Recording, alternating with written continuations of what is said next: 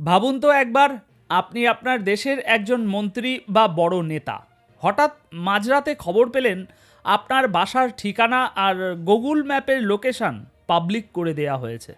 আর কারা সেটা পেয়েছে জানেন? হাজার হাজার ক্ষিপ্ত জনতা, যাদের হাতে আগুন আর পেট্রোল বোমা। ইরানে ঠিক এই মুহূর্তে এটাই ঘটছে। দেখুন, এটা কোনো সাধারণ বিক্ষোভ নয়, এটা একটা মানুষ শিকারের খেলায় পরিণত হয়েছে এখন। গত ৪৮ ঘন্টায় তেহরানের পরিস্থিতি লঙ্কা কাণ্ডকেও হার মানিয়েছে। কিন্তু আসল খবর এটা নয়।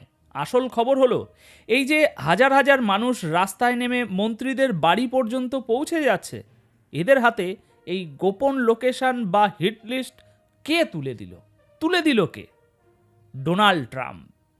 হ্যাঁ, আমেরিকার প্রেসিডেন্ট আজ আবার নতুন করে সরাসরি ঘোষণা দিয়েছেন, ইরানকে আমি এমনভাবে মারব, এত ভয়াবহভাবে হিট করব যে ওরা ব্যথার চোটে চিৎকার করার সুযোগও পাবে না। আমি বলছি না, ডোনাল্ড ট্রাম্প খোদ নিজে মুখে আজ এই স্টেটমেন্ট দিয়েছে। কিন্তু ট্রাম্পের এই কনফিডেন্সের পেছনের আসল প্ল্যানটা কি জানেন? কেন তিনি বলছেন আমরা চাইলেই, আমেরিকা চাইলেই পৃথিবীর যে কোনো জায়গায় যখন খুশি হামলা করতে পারে?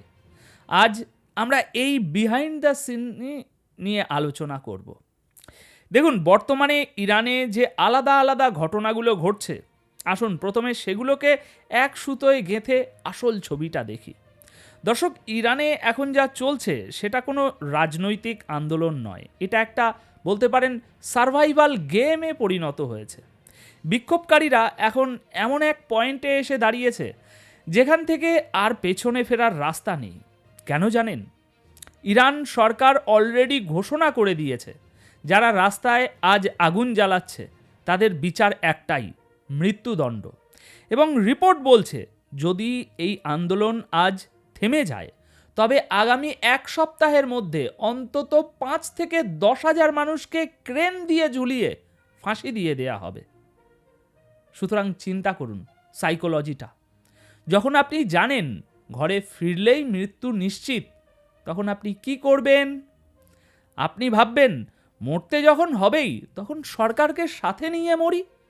আমেরিকা এবং ইসরায়েল ঠিক এই সাইকোলজিক্যাল গেমটাই আজ খেলছে। তারা আন্দোলনকারীদের পিঠ দেওয়ালে ঠেকিয়ে দিয়েছে।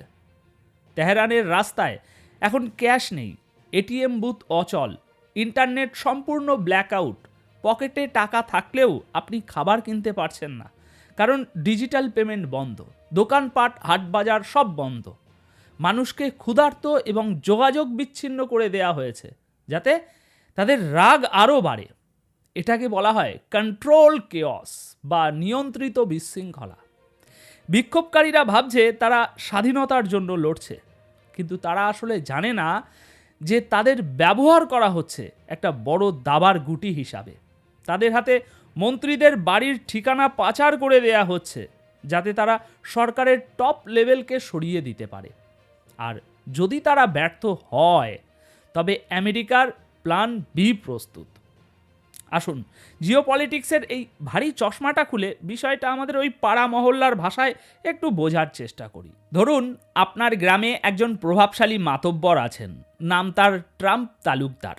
আর গ্রামের এক কোনায় একটু ঘাটতেরা স্বভাবের আর এক ব্যক্তি থাকে, নাম তার ইরান মিয়া। ইরান মিয়ার জমি জমা অনেক, কিন্তু সে ওই মাতব্বর ট্রাম্প তালুকদারের কথা শোনে না। এখন তালুকদার সাহেব চাইলেই তো আর সরাসরি লাঠিয়াল বাহিনী পাঠিয়ে দিয়ে ইরান মিয়ার বাড়িতে হামলা করতে পারে না, এতে গ্রামে তার ব্যাপক বদনাম হবে।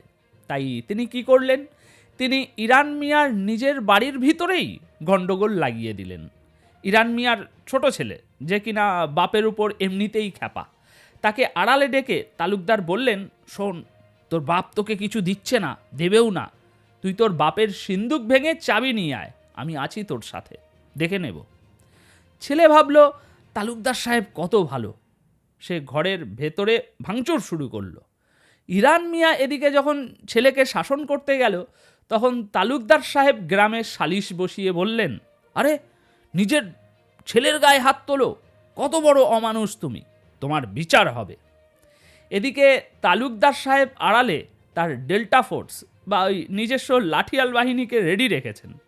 ছেলে যদি বাপকে মারতে পারে ভালো, আর যদি না পারে তবে নির্যাতিত ছেলেকে বাঁচানোর দোহাই দিয়ে তালুকদার সাহেব নিজেই সদল বলে ইরান মিয়ার বাড়িতে ঢুকে জমি দখল করবেন।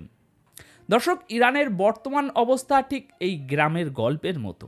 জনগণ ভাবছে আমেরিকা তাদের বন্ধু, কিন্তু আমেরিকা আসলে ওত পেতে বসে আছে। এবার একবার সিরিয়ার কথায় আসি।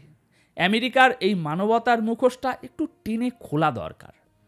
ট্রাম্প সাহেব বলছেন ইরানের মানুষ মারা যাচ্ছে, তাই তার খুব কষ্ট হচ্ছে। অথচ দেখুন, যেখানে আমেরিকার পছন্দের ডিক্টেটররা ক্ষমতায় আছে, সেখানে যদি হাজার হাজার মানুষও মারা যায়, আমেরিকার টিকিটিও নড়ে না। তাদের লজিক খুব সিম্পল। 1, তুমি যদি আমার বন্ধু হও তবে 7 খুন মাপ। 2, আর যদি তুমি আমার কথা না শোনো তবে তোমার দেশে গণতন্ত্র নেই, মানবাধিকার নেই। ভেনিজুয়েলার দিকে তাকান, সেখানেও একই খেলা। সেখানকার প্রেসিডেন্টকে ওয়াশিংটনে ডেকে পাঠানো হয়েছে। তেল কোম্পানিগুলোকে বলা হয়েছে $100 বিলিয়ন ইনভেস্ট করতে। গ্রিনল্যান্ড থেকে শুরু করে ভেনিজুয়েলা, ট্রাম্পের নজর এখন পুরো পৃথিবীর সম্পদের উপর। তাই এখন এটা আর শুধু ইরানের ইস্যু নয়, এটা একটা গ্লোবাল মোনোপলি গেম হয়ে দাঁড়িয়েছে। আমেরিকার F-35 ফাইটার জেট, ড্রোন এবং ডেল্টা ফোর্স সব রেডি। তারা শুধু একটা অজুহাতের অপেক্ষায় আছে। যেই মুহূর্তে ইরানে গৃহযুদ্ধ নিয়ন্ত্রণের বাইরে যাবে বা সরকার পতনের উপক্রম হবে, সেই মুহূর্তেই শান্তি রক্ষার নামে বিদেশি বুট ইরানের মাটিতে পা রাখবে। আর একবার যদি তারা ঢোকে, তবে ইরাক বা লিবিয়ার চেয়েও ভয়াবহ পরিণতি হবে ইরানের। তাদের মোটামুটি 40-50 বছরের যে মিসাইল টেকনোলজি আছে, আন্ডারগ্রাউন্ড বাংকার, সব এক নিমেষেই ধ্বংস করে দেয়া হবে। এটাই মূল টার্গেট। এবার ভিডিওর শেষে একটা ভয়ানক সত্যি বলি, যেটা অনেকেই এড়িয়ে যাচ্ছেন। দেখুন, ইরান কোনো দুর্বল দেশ নয়। তারা জানে এই খেলার পেছনে কে আছে, কি উদ্দেশ্য আছে। রিপোর্ট বলছে যদি ইরান সরকার এই গৃহযুদ্ধ বা প্রক্সি ওয়ার সামলে উঠতে পারে এবং টিকে যায়, তবে তারা আর ডিফেন্সিভ খেলবে না। তারা জানে বাঘকে আহত করে ছেড়ে দিলে সে কতটা ভয়ঙ্কর হতে পারে। যদি আমেরিকার এই রিজিম চেঞ্জ অপারেশন ফেল করে, তবে ইরান সরাসরি আমেরিকা এবং ইসরায়েলের স্বার্থে আঘাত আনবে। শুধু এই ধাক্কাটা সামলানোর অপেক্ষা। আর তখন সেটা শুধু মধ্যপ্রাচ্যে সেই ধাক্কা সীমাবদ্ধ থাকবে না। তাই এখানে আমার মতামত বা ভবিষ্যৎবাণীটি লিখে রাখুন। আগামী 2026 এবং 2027 সাল, এই 2 বছর বিশ্বের জন্য এবং বিশেষ করে মধ্যপ্রাচ্যের জন্য ইতিহাসের সবচেয়ে কালো অধ্যায় হতে যাচ্ছে। আমেরিকা এখন আর কোনো ওই লুকাছাপা করছে না। তারা প্রকাশ্যে গায়ের জোরে বিশ্ব শাসন করতে চাইছে। আগামী 1 মাসের মধ্যে আপনারা দেখবেন, হয় ইরানের সরকার পতন হয়েছে, নতুবা মধ্যপ্রাচ্যে এমন এক নতুন যুদ্ধের আগুন জ্বলছে যা 3য় বিশ্বযুদ্ধের মহড়া। এখন নিচে কমেন্ট করে জানান আপনি কি মনে করেন, আমেরিকা কি শেষ পর্যন্ত ইরানে সরাসরি সেনা নামাবে, নাকি ইরান এবার পাল্টা কামড় দেবে? আপনার প্রতিটি কমেন্ট আমি পড়ব। দেখা হবে পরের প্রতিবেদনে আরও কোনো সত্য নিয়ে। ততক্ষণ পর্যন্ত চোখ কান খোলা রাখুন। ধন্যবাদ আপনাদের সকলকে।